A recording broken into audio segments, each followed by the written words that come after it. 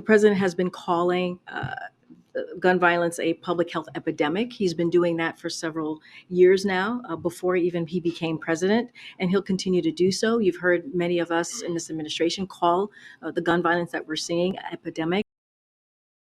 First on President Biden and Vice President Harris's trip, meeting with the Tennessee Three yesterday.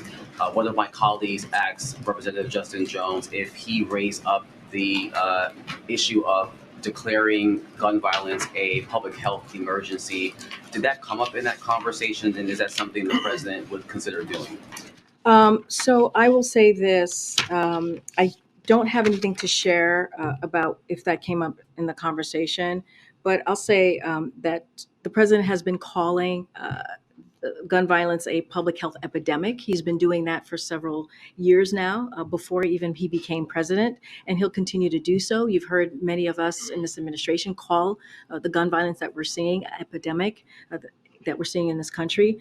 But with respect to a legal declaration of a public health emergency, the president's team has looked into this and have done a little bit of a dive in into this issue. And based on their current analysis and what they've been able to come up with, the legal grounds for declaring gun violence a public health emergency is questionable, and it would not actually provide any meaningful funds or authorities. So what we need, and we've been very clear about this, is we need more funding for ATF.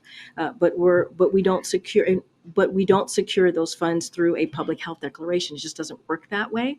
So we secure funds through the budget the president proposed. He needs more authority to ban assault weapons and require safer storage for firearms. And again, a public health emergency does not give them that authority, and new legislation would be the way to go here.